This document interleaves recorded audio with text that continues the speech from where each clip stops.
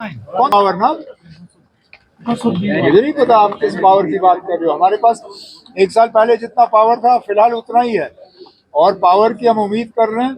इसलिए तो हम स्टेटहुड पे जोर दे रहे हैं, क्योंकि वो जम्मू कश्मीर के साथ किया हुआ एक वादा है, जो वादा पूरा होना चाहिए।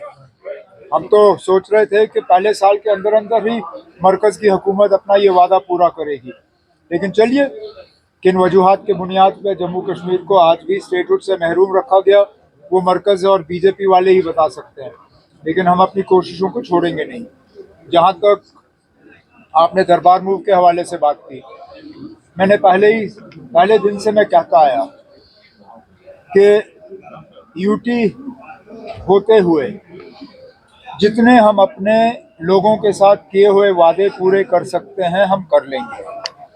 इस सिलसिले में चाहे रिजर्वेशन को रिव्यू करके उसमें तब्दीली लाना, कैबिनेट सब कमेटी जिसकी निगरानी सकीना यत्तू साहिबा कर रही थी, उन्होंने अपना काम मुकम्मल करके अपना रिपोर्ट कैबिनेट के सामने पेश किया। कैबिनेट ने उस रिपोर्ट को मंजूरी दी।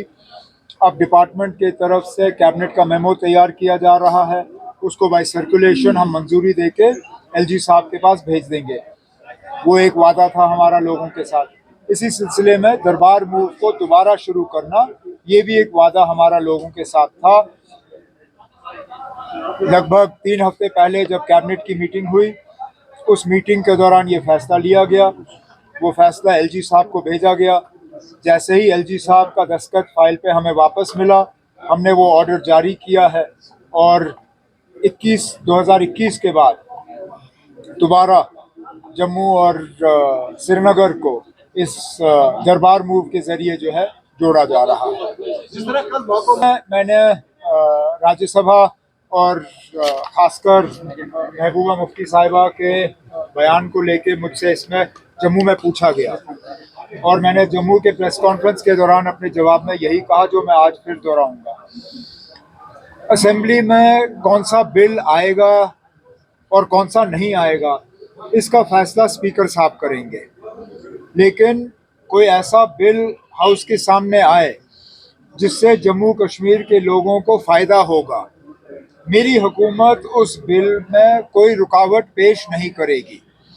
लेकिन मैं यहाँ से या कोई ऑनरेबल मेंबर असेंबली का स्पीकर साहब को डिक्टेट नहीं कर सकता कि कौन सा बिल आना चाहिए और कौन सा नहीं आना चाहिए।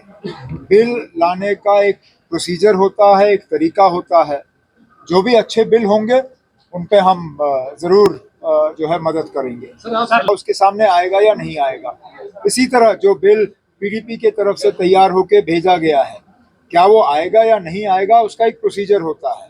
लेकिन अगर आ जाएगा, मेरी हुकूमत उसमें कोई रुकावट नहीं बनेगी।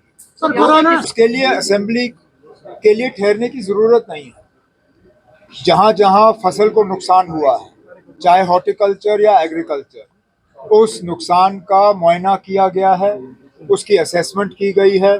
अब उस चीज़ को लेके मरकज़ की हुकूमत के साथ बात चल रही है कि एक पैकेज जो है, जिस तरह बाकी रियासतों को दिया गया है, जम्मू कश्मीर को भी एक खसूसी पैकेज मिलना चाहिए, ताकि जो सड़कों का नुकसान हुआ है, जहाँ पुल बह गए हैं, जहाँ लोगों के मकानात को नुकसान हुआ है, जहाँ एग्रीकल्चर हॉर्टिकल्चर को नुकसान हुआ है, इसके लिए हमें एक पैकेज मिले, ताकि हम जो लोग इससे मुतासिर हैं उन्हें हम मुआवजा जो है दे पाए। सर, कोरोना में मुख्तलिफ अजला में लॉ एंड ऑर्डर फिलहाल इस हुकूमत के पास है।